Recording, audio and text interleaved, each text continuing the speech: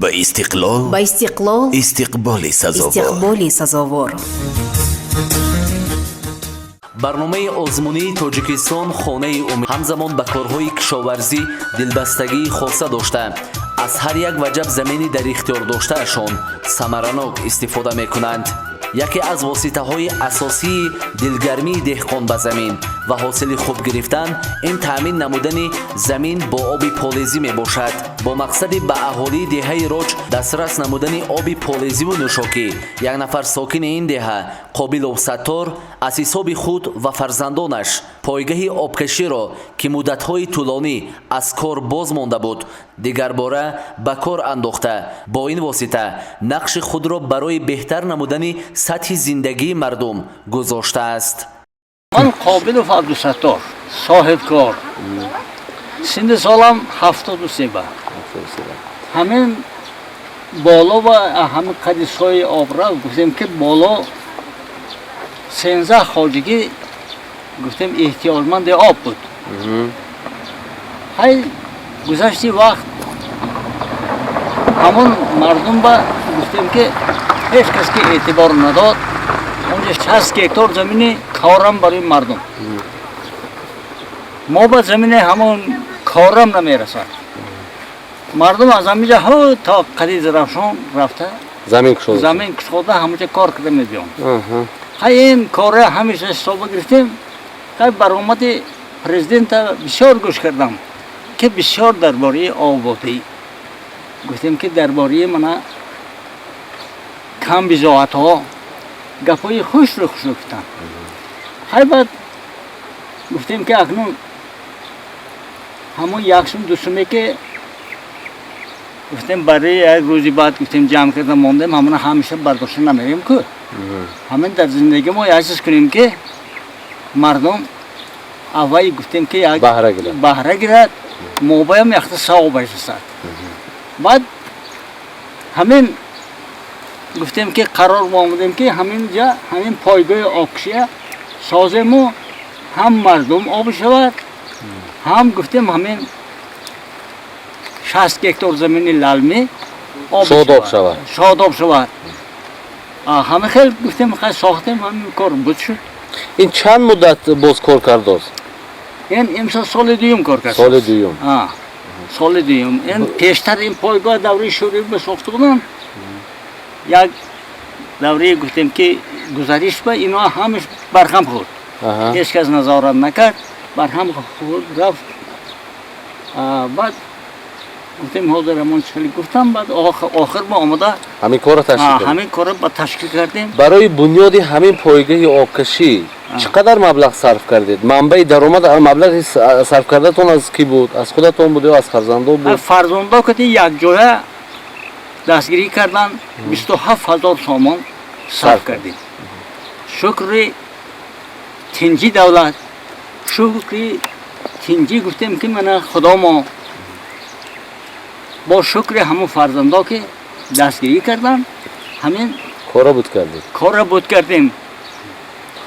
دستگیری مردم چه خیلی بود؟ قبول کردن مردم هم همون چیزی که کار میکنن همون مردم همه رحمت گذاشتن شکر کردن شکر این آبی که شما عین حال به مردم میدهید تقریبا چند کوب آب یعنی که در یک از روی پیشتر گفتیم که نساسای آبکشی پیشتر من در نساس رواتم کار کردگی بودم این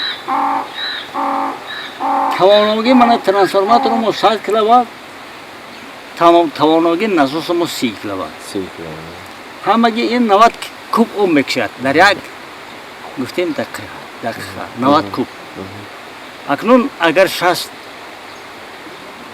خواجگی که اونجا زمین دارد اگر گفتیم که سال کمتر باید شود کمی کند تامین نکند اما با راهش هست یعنی که ما دائم همین گفتیم پای هم خورده نمیره نه روشا کتی نبات کتی همین آب استفاده میکنیم اینا با گفتیم که بلندتر کنیم و زیادتر کنیم گیریم از این دهه روچ با 4 دهه دیگر از همین آب می نوشد همین آب با احتیاج دارد اونا با روچ ترکی روچ روات دو مغولان با خودی روچ شما خواستید که یعنی انمی پایگاه آبکشی خود را قدرتش را زیادتر کنید لیکن آبی که از اینجا میگذرد باید که در دههای روات و مغولان و ترکی روچ رفته برسد. بله اونها هم ما حساب بگرفتیم. دیگر یگان راهش نیست مثلا با یگان راه دیگر نمیشد که قدرت اینم زیاد کنید و پیشی آبم نگیرید یعنی آب رفته ایستاد اخیر همین گونه یگان نه ما پیشی آب نمیگیریم ما همین گونه علاجش هست که مثلا هست علاج دارد نه باید بمیگیریم خیلی که گفتم که 5 جوی آب خود روز بمیره 5 جوی آب غیری نسازیم ما با اونجا با 4 قشلاق دیگر ما همون روزهایی که گفتیم که من تابستان با آفتاب که گرم میشد احتیاج به آب زیاد میشد ما همینا نباید بمونیم گفتیم یک روز دو روز نسازه میداریم فرض کردیم قشلاق مغولان روات اینا ترکی را اینا به هم آب میتیم پای هم مرافقتی گفتیم که آب میخواهیم اگر ما نساسی بلند و مانیم اگر گفتیم که نساسی این حجمش کلان مانیم آن وقت با نامرساگی پیدا میشد گیاها با آب نمیرد برای همین خیلی کردن حاضر همین طول چند سال اخیر نارساگی آب تنقیصی آب هم در دههای شما هم در دههای پایان آب زیادتر شده است. سبب چی است؟ آب کم است یا اینکه اهالی زیاد شده است در حدود دههای شما؟ که ناز گفتید در یک 10 ساله اگه حساب همین میانه بگیریم مگر در همین 4 دهه‌ای که همین آب احتیاج دارد هیچ نباشد 100 خواجگی زیاد بشه و این 100 خواجگی هم زندگی میکند و به آب در کار میشد و زمین دارد و در زمین زندگی میکند برای همیشه این کارا باید که ما حساب بگیریم اگر حساب نگیریم نامرساگی پیدا میشه همین نسبت سالهای گذشته حجم آبی که از همون تنگی میگه تو میاد کم شده است یا نه؟ نه کم نشده است این حساب زیاد شدن اهالی این حساب زیاد شدن اهالی تاثیر در این آبی که از کوه میاد نمیرسد لیکن ما شکر میکنیم که آبی که از کوه ما میاد حساب ترمی و حساب برف نه این حساب چشمه آب من این در همین 2-3 سال گفتم که من گرم آمدن هوا همین آب همین تنگ ما کم نشد همون یک خیل آمده شده است اینم با شکر پروردگار شما با زمین هم سر و کار دارید مثلا از پی دهخانه هم هستید چقدر زمین دارید در چوکشت کرده اید من حاضر در سهم زمینی که در دست خودم بود و دست فرزندان با دادم اکنون من در این 3 سال گفتم که در 72 سال در آمده که گفتم قدرت کار کردن دیگر نیست ندارم خود فرزندان همه زمین با فرزندان چی کشت کردگی هستند در اون زمین؟ فرزندان کشت کردگی گندم کشت کردگی کارتوشکا کشت کردگی گفتم که با من این آب چیکاری میگیم که من این کاری که شما کردید برای دیگر صاحب کار برای دیگر نفرانی که هم در دهه شما هم اون نفرانی که این برنامه رو تماشا میکنن باعث عبرت است واقعا هم شما سن سالتون به 73 رسیده با وجودی سن سالتون بالا بودن و این وضع سلامتی که کمک در اون مشکل دیده میشد ولی شما باز هم تلاش کردید که به مردم خدمت کنید برای جوانان شما چی گفتنی هستید برای جوانان چی پیشنهاد داره تا اینکه در آینده توانسته باشن مامانان در جامعه سهم خودشون رو بذارن اکنون برای فرزندایی که من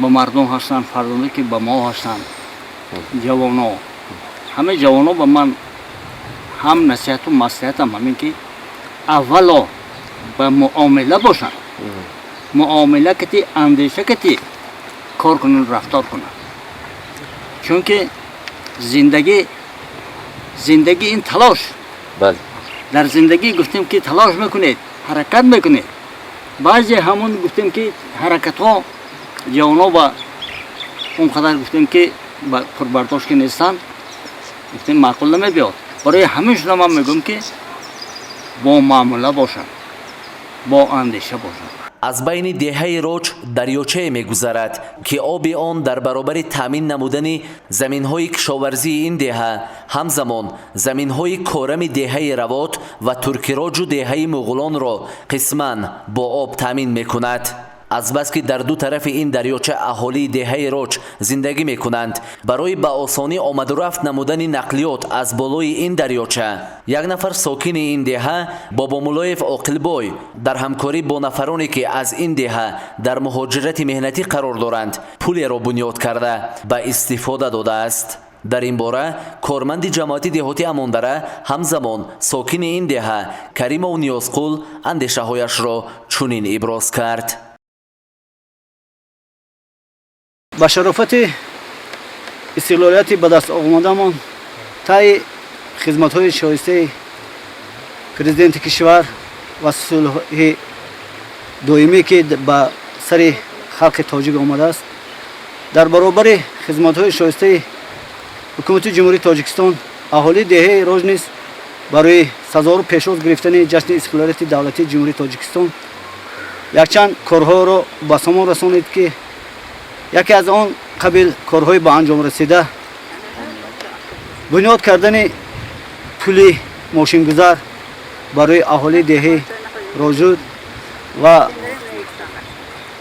басо ҷолиби гуфтанҳост ва албатта ин пули мошингузар бо маблағгузорӣ ва шахсони ташаббускор шахсони саховатпешаи аҳли диёри Роҷ бунёд гаштааст ва албатта ногуфта намодад ки ҳам бо ташаббуси раиси маҳалла муҳтарам оқилбой бомулоев ва бо дастгирии усои ин деҳа устод Содиқ Қурбонов ва кулли аҳли ин диёр ба таври ҳашар ба таври маблағгузории муҳоҷирини ки дар шаҳрҳои Русия ҳастанд ин пулро мо ба истифода додем ки албатта барои халқи ин деҳа хизмат мекунад. барои обу тоби бадан ва хуб нигоҳ доштани вазъи саломатӣ машғул шудан ба варзиш барои ҳар як шахс муҳим ва зарурӣ аст.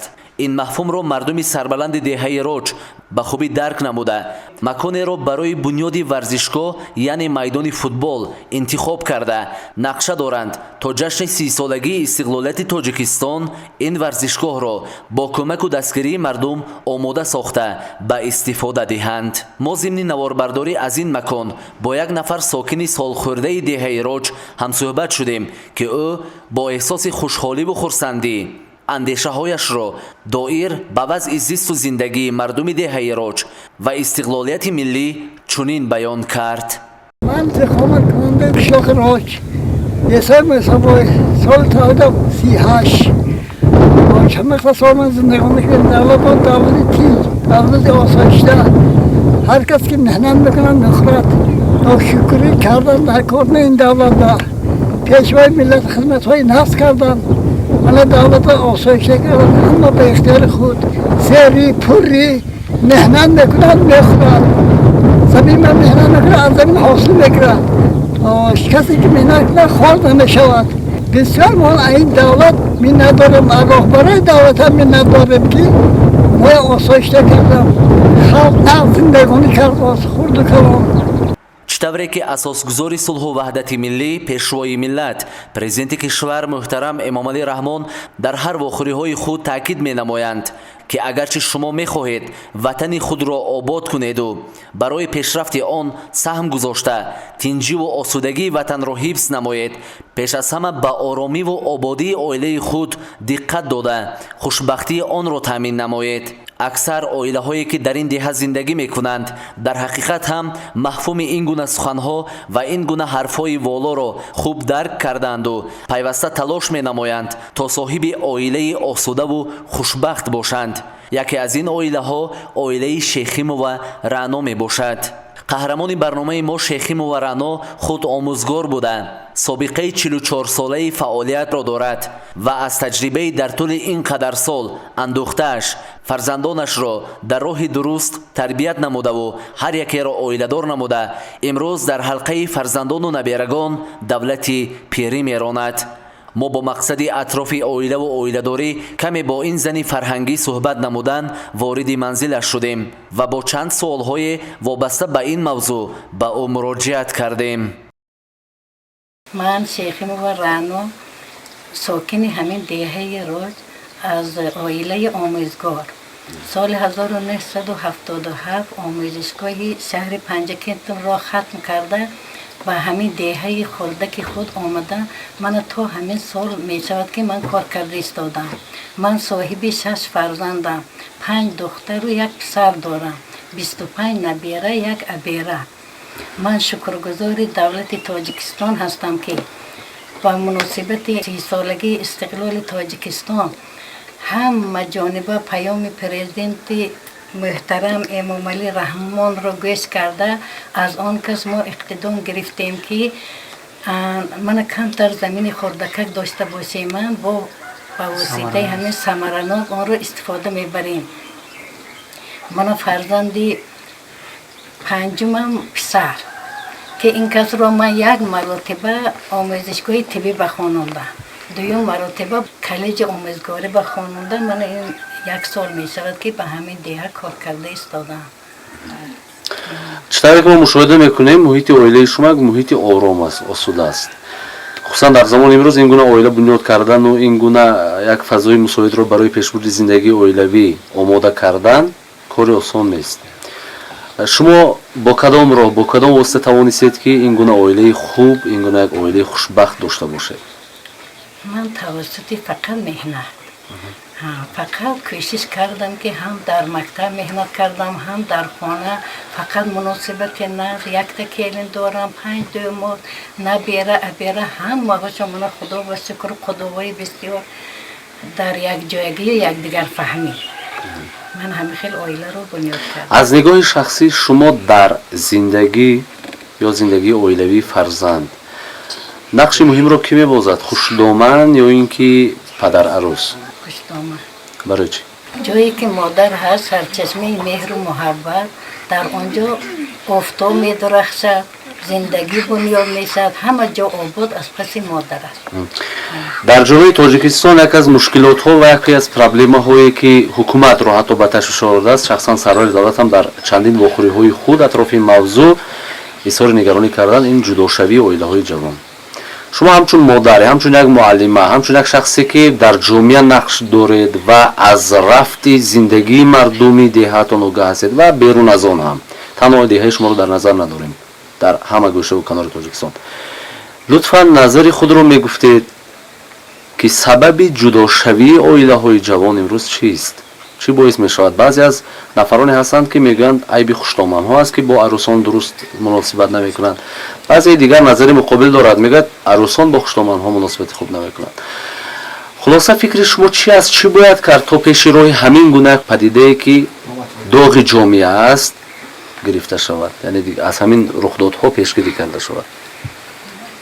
همون یک دیگر فهم باشن جوانو، هم با گپی خوشدامن و شوهرشون گوش دهن، یک دیگر فهمی کنن. من تا حال همون نصیحت های اساسگذار صلح و وحدت ملی، پیشوای معظم ملت پرزیدنت جمهوری تاجیکستان محترم امام علی رحمان رو سراسر گوش میکنم. از روی نصیحت های همون کس من زندگی میکنم. هزاران شکرانه میکنم که همه خیلی سرور دولت داریم، اما جوانو در این گوش نمیکنن. این خیلی بیابه. من تا حال گوش بعضی از جوانو که من همه خیلی با تجربه دارو مثال صحبت میگذرونم، از تجربه دارو باید کرم پند میزنم. من همه خیلی، یعنی شما گفتن هستید که باید تربیت کرده شوند جوانو؟ تربیت کرده شوند. بعضیشون میبینیم نصیحت میکنیم جوانویا. عائله دار شوی شما رو چند سال میشود؟ عائله داری من 44 سال. البته در این مدت 44 سال شما با مثلا آمد و نامد زندگی، با شیوه فراز زندگی هم روبرو شدید و همش رو با یک سربلندی پس سر کردید. امروز صاحب یک چنین عائله زیبا و عائله خوشبخت هستید. اکنون می‌خواستیم بگید که در دوام 30 سال استقلالیت در دهه شما و شاید هم از دهه بیرون شما در جاهای دیگر هم سفر کردید، عموما در تاجیکستان چه تغییرات رو شما مشاهده کردید؟ بیاید اولا درباره دهه خود کم گپ بزنید. چه تغییرات ها شد در دهه روج در دوام 30 سال؟ درباره دهه خودم گپ میزنم که من بسیار شاگردا دارم، خصوصا شاگردان در دوشنبه خود در همین دهه کار میکنن. یکی از شاگردای من شمسیر نظامیدین صاحب کار، بابا مولای عاقلبای، من سروری مؤسسه نوردین بلالدین سروری مکتب اون قسم شاگرد من هستم با یک چند نفر معلم و معلم ها درس میگویم من از اینها فخر دارم انا سال گذشته همین دایر با همین جشن 30 سالگی یک مکتبی 4 حجرگه ساختم صنف علاوگی من همین سال با دستگیری همین تشبس همین صاحب کارای و همین بچه های و این من رئیس های همین دهه ما با یک ورزشگاه ساختیم کوپروک ساختیم من همین اینی دهه میگم دستاوردهای دهه اما دستاوردهای شهر و این ولایت و تاجیکستان ناگفتنی بسیار انشاءالله ساخته شد در این دوام 30 سال. السلام علیکم. اولا من میخواستم از شرکت صدا و سیمو شهر پنجکین منتداری خیش رو بیان کرده باشم که ما رو قدردانی کرده همچون اویله نمونوی به خانه ما تشریف آورده از همه شما سپاسگزارم منتپذیرم. من مادری من همه ما رو فرزندان رو کلان کردم به ساحه علم معارف وطن پروری انسان دوستی. من امروز شما چنانه که شاهد هستید اساسگزار اصول وحدت ملی پیشوای ملت پرزیدنت محترم جناب عالی مومن رحمان میگویند که اویله سالم دولت و ملت سالم. اگر اویله سالم نباشد ملت و دولت ما نیز سالم نمیشود. من این کس مادری من تجربه 45 ساله چی دارم کاری دارم بسیار نورسوی تربیت کردم به ساحه علم معارف وطن پروری انسان دوستی. من این کس اپی کلونی هم هستم. من این کس دوم می باشم. این کس اپی سیما. این کس سیم پس از این کس من تولد به دنیا آمدگی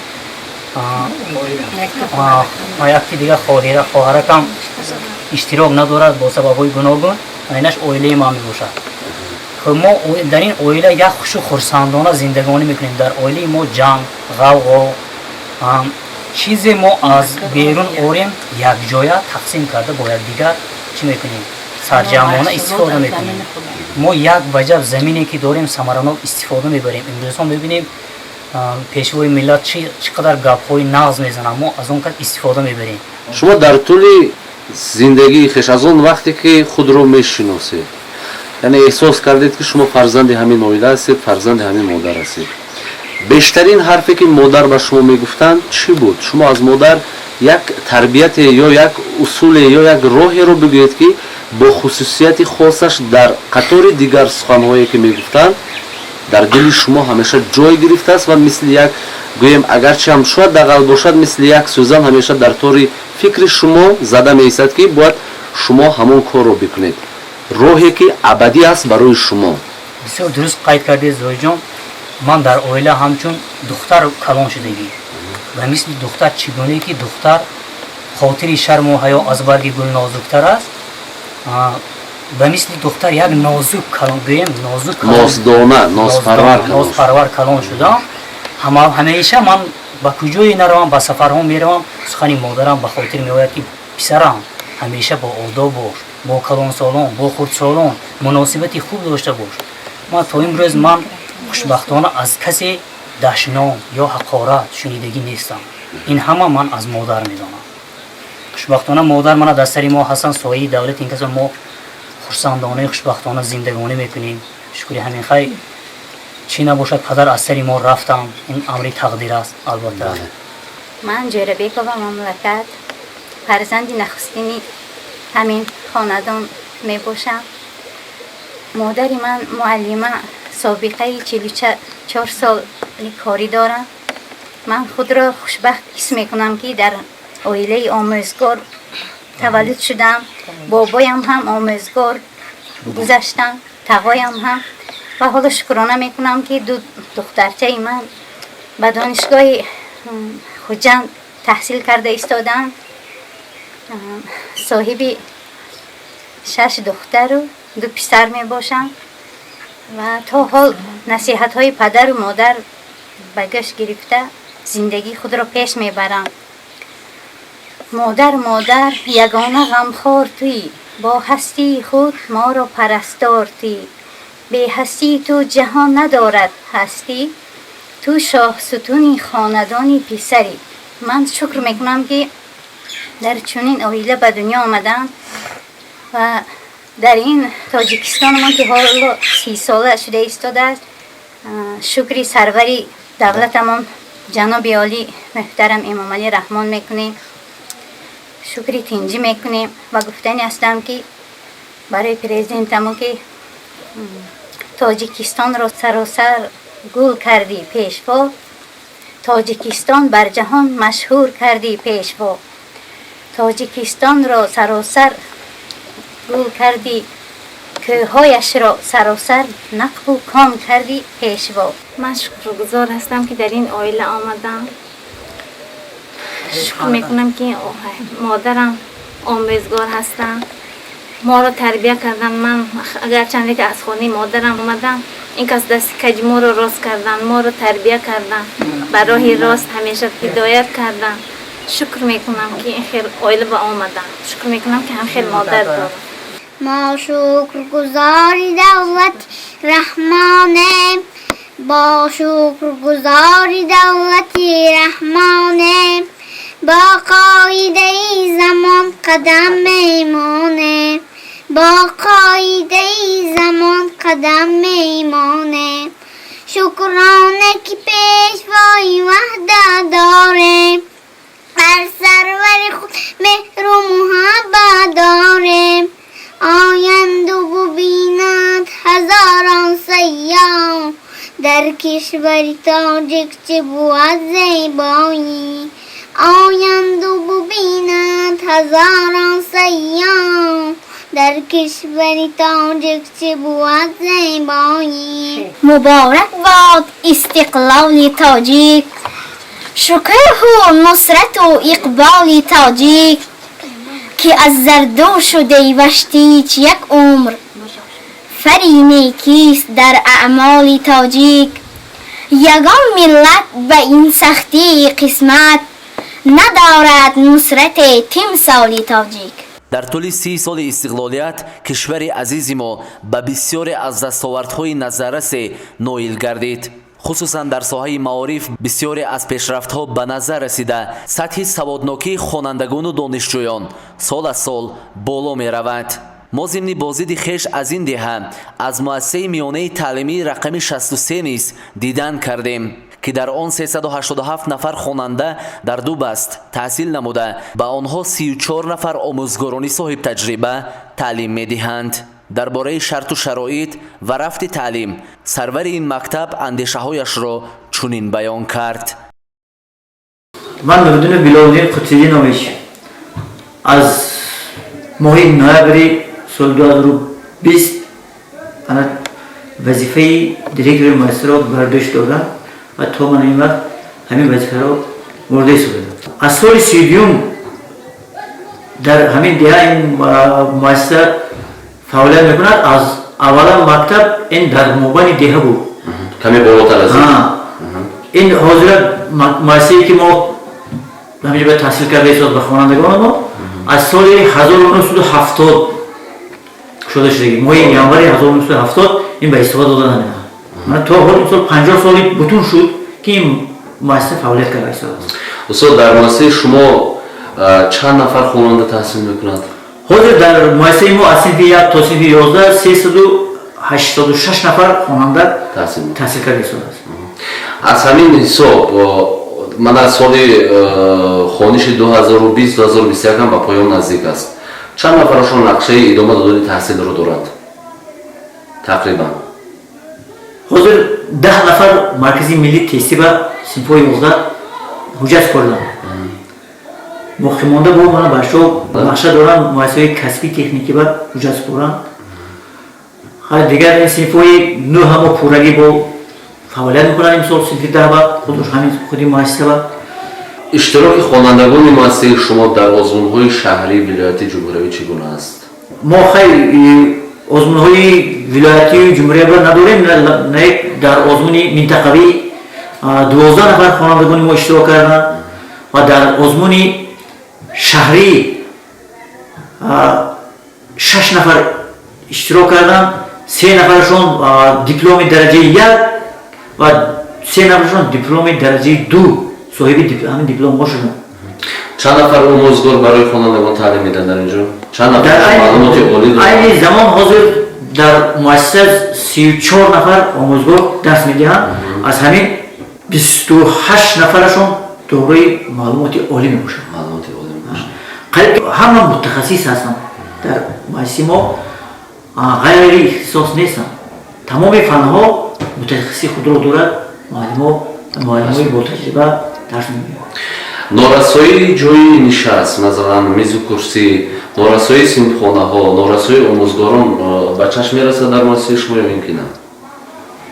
نورسایی میز و کرسی میرسد، اما نورسایی کادرها در این زمان کادرها میرسد. ما با کادری نو احتیاج نداریم. میز و کرسی جای نشست ما در دو بس فعالیت میکنم مؤسسه.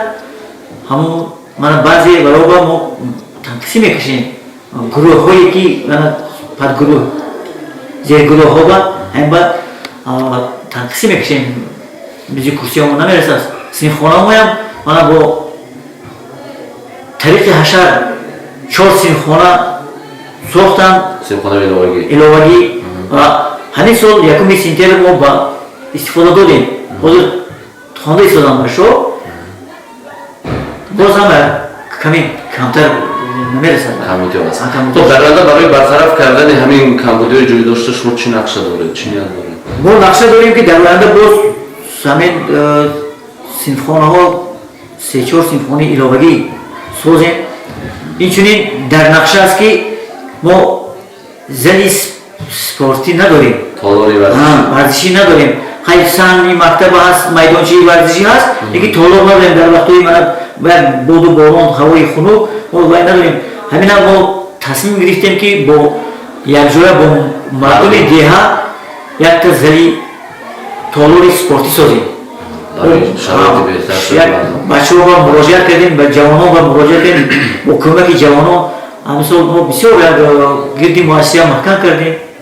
با بعضی کارهای به انجام رساندیم و انشاءالله با هم بچه ها اگر دستگیری کنن ما یک تالاری ورزشی به نیت داریم که سازیم. ما شکرانه اعلام میکنیم که در دوران استفادهیت قرار داریم و صلح و وحدت در سر ما پایدار است و ما از آن شکرانه میکنیم که در این دوران تحصیل میکنیم و آزادانه تحصیل خود را در مکتب‌های عالی و کسبی بعد از ختم مکتب ادامه میدهیم و اینچنین ما نیز خوانندگان صنف 11 بعد از ختم مکتب میخواهیم در دانشگاه و دانشکده‌هایی که امروز در تاجیکستان ما قرار دارد در آن تحصیل خود را ادامه داده کسبی به خود پسند که انتخاب نموده‌ایم در آن تحصیل کنیم و صاحب کسب کردیم و ما شکرانه همین صلح و وحدت میکنیم. یکی از شرط‌های دیگری برنامه آزمونی تاجیکستان خانه امید ما این ثمرناک استفاده بردن زمین است. یکی از ساکنان دیگری دهائی روچ، آموزگار جوان و همزمان دهقان ورزیده اسماعیل شرفکن در 8% زمین نزد حولگی خود محصولات‌های گوناگون کشاورزی را کشت نموده با این واسطه سهم خود را برای بهتر نمودن سطح زندگی عائلویش گذاشته ایستاده است.